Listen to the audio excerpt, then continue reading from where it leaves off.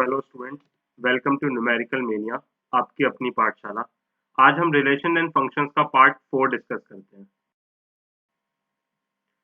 Binary relation क्या हुआ था? हमने कुछ रिलेशन इससे प्रीवियस पार्ट 3 में डिस्कस करे थे और कुछ हम अब डिस्कस करेंगे। तो बाइनरी रिलेशन क्या होता है?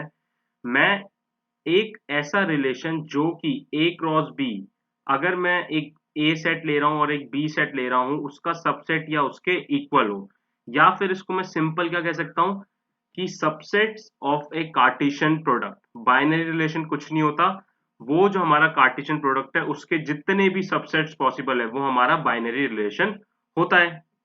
तो अब देखो यहां से, अगर सपोज करो ए गिवन है और बी गिवन है, तो यहां पर हमारे अगर आर मैंने कोई रिलेशन डिफाइन किया जो कि 1, 2, 3, 4, 5, 6 एंड 7, 8 है, तो ये ए से बी जो सेट है उसका एक सबसेट बन रहा है। तो इसलिए मैं इस रिलेशन को, अगर मैं राइट हैंड साइड ग्राफ में देखो, यहाँ ये एक सबसेट बन रहा है मेरा ए क्रॉस बी का। तो अगर ये ए क्रॉस बी का सबसेट बन रहा है, इसका मतलब ए क्रॉस बी मतलब कार्टेशियन प्रोडक्ट। तो अगर उसका सबसेट बन रहा है तो मैं क्या कहूंगा कि ये subset of A cross B है। So this is a binary relation between A and B. So अब हम आ जाते हैं रिफ्लेक्सिव रिलेशन क्या होता है। रिफ्लेक्सिव रिलेशन हम करते हैं कि रिफ्लेक्स, इसका मतलब कि अगर हर एक एलिमेंट को मैंने सेट ए को उसी के एलिमेंट, उसी सेम एलिमेंट से रिलेट किया है, ये उसकी मिनिमम रिक्वायरमेंट है। तो मैं यहाँ एग्जांपल देखो, यहाँ अगर एक ए सेट है जो 1, 2, 3, 4 है, तो यहाँ पर अगर मेरा एक रिलेशन गिवन है, अगर ये रिलेशन में जितने भी सेट के एलिमेंट्स हैं, ए सेट में कितने एलिमेंट है? 4 है, 1, 2, 3, 4। ये हर एक एलिमेंट अपने एलिमेंट के साथ ही रिलेट होना चाहिए, मिनिमम ये तो होना ही चाहिए। तो यहाँ पर 1, 1 भी रिलेट है, 2, 2 भी रिलेट है, 3, 3 भी रिलेट है और 4, 4 भी रिलेट है। तो यहां से मैं क्या कहूंगा कि ये मिनिमम रिक्वायरमेंट है कि ये होना चाहिए, बाकी कुछ भी हो, बाकी और भी हो सकता है, कोई दिक्कत नहीं है, लेकिन अपने आप से रिलेट होना ही चाहिए, ये मिनिमम रिक्वायरमेंट। अब यहां से आप क्या देख सकते हो कि अपने आप से, हमने ये आइडेंटिटी में भी पढ़ा था कि अपने आप से, तो यहां पर हम क्या कह सकते हैं कि ये आइडेंटिटी रिलेशन की तरह है, लेकिन आइडेंटिटी रिलेशन में सिर्फ इतना ही होता है, उसके साथ ही रिलेट हुआ होगा, लेकिन रिफ्लेक्सिव में आइडेंटिटी एक पार्ट है उसका। तो यहां पर देखो, अगर मैं एक रिफ्लेक्सिव रिलेशन देखूं तो आइडेंटिटी रिलेशन उसका एक पार्ट है।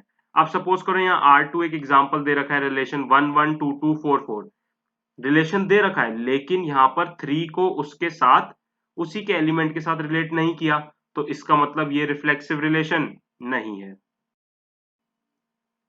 अब हम सिमेट्रिक आ जाते हैं। सिमेट्रिक मतलब क्या होता है, उसका उल्टा क्या कह सकते हैं, सिमेट्रिक। तो यहां पर अगर मैंने कोई एलिमेंट ए से बी डिफाइन किया है रिलेशन में, तो उस रिलेशन में वही एलिमेंट बी से ए भी होना चाहिए। राइट हैंड साइड आप यहां पर देखो फिगर में, अगर मैंने ए से बी, अगर मैंने सर्कल और ट्राइंगल, सपोज करो सर्कल ए है, ट्राइंगल बी है, तो यही मेरा रिलेट होना चाहिए बी ए से। तो एग्जांपल देखो, यहाँ पर ए सेट गिवन है 1, 2, 3, 4। अब एक रिलेशन, फर्स्ट रिलेशन गिवन है, ध्यान से देखना, 1, 3, 2, 2, 3, 1, 1, 4, 4, 1। अब देखो 1, 3 का ए बी है, तो रिलेशन में बी ए भी होना चाहिए, तो 1, 3 है।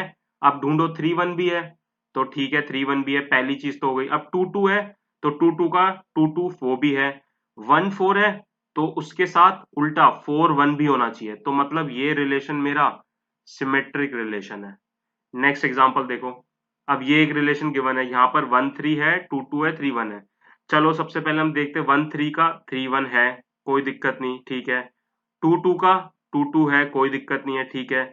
लेकिन 1, 4 का 4, 1 भी चाहिए था मुझे, तभी ये मेरा सिमेट्रिक रिलेशन कहलाता। तो मेरे पास यहाँ पर 4, 1 नहीं है, तो ये सिमेट्रिक रिलेशन नहीं कहलाएगा। नेक्स्ट हम आ जाते हैं ट्रांजिटिव रिलेशन क्या होता है। ट्रांजिटिव रिलेशन क्या कहता है कि अगर मैंने कोई रिलेशन एक सेट ए में डिफाइन किया है और मेरे ए कॉमा बी, मतलब अगर मेरे उसमें एलिमेंट्स प्रेजेंट हैं, ए कॉमा बी ऑर्डर्ड पेयर है, बी कॉमा सी है, तो मेरा रिलेशन ए के सी भी होना चाहिए। तो ए बी अगर प्रेजेंट है, बी सी प्रेजेंट है, तो मेरे मेरे पास ए सी भी होना चाहिए उस रिलेशन में। तो देखो यहाँ पर, जैसे यहाँ पर ए को मैंने सर्कल मान लिया, बी ट्राइंगल है, तो ए बी है, बी सी पेंटागन है। अब मेरे पास उसको रिलेशन को ट्रांजिटिव होने के लिए मेरे पास ए और सी भी होना चाहिए, तो सर्कल और पेंटागन भी है, ये इसकी कंडीशन है। तो अगर एग्जांपल देखो यहाँ 1 2 3 4 है, अब यहाँ देखो 1 3 है, 3 4 है, तो अगर मैं यहाँ बोलूं ए बी बी सी है, तो ए सी भी होना चाहिए, तो ए सी क्या है यहाँ से 1 और 4 भी होना चाहिए, हमारे पास यहाँ प्रेजेंट है वो। अब देखो यहाँ 4 1 3 1 है, तो यहाँ मेरे पास क्या होना चाहिए 4 3 भी होना चाहिए। तो इस तरीके से हमें ट्रांजिटिव में देखना होता है कि अगर मेरे पास ए बी है बी सी है, तो मेरे पास जो रिलेशन में ए सी भी होना चाहिए, तभी वो ट्रांजिटिव कहलाएगा। तो ये R1 ट्रांजिटिव हो गया। नेक्स्ट में देखो 1 3 3 4, तो यहां पर हमारे पास जो दिक्कत है वो ये है कि हमारे पास यहाँ 1 4 नहीं है, ठीक है।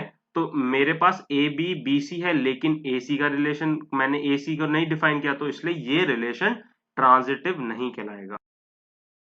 नेक्स्ट हम आ जाते हैं इक्विवेलेंस रिलेशन क्या होता है। इक्विवेलेंस रिलेशन का मतलब होता है कि सबका, जिसमें सारे के सारे आ रहे हों, जिसमें हमारा क्या हो, रिफ्लेक्सिव भी हो, सिमेट्रिक भी हो और ट्रांजिटिव भी हो।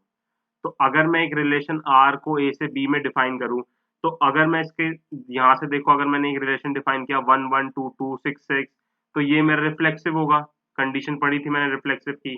और सिमेट्रिक में क्या पढ़ा था 1 2 है, तो 2 1 भी होना चाहिए, तो इसमें सिमेट्रिक भी आ गया। और और थर्ड क्या ट्रांजिटिव पढ़ा था हमने, क्या पढ़ा था उसमें, अगर ए कॉमा बी है 1 2 है 2 3 है, तो 1 3 भी होना चाहिए, तो ये मेरा ट्रांजिटिव भी हो गया। तो इसलिए इक्विवेलेंस में तीनों के तीनों रिफ्लेक्सिव सिमेट्रिक और ट्रांजिटिव आ जाते हैं। तो इक्विवेलेंस क्या होता है, if and only if it is reflexive symmetric and transitive. Clear.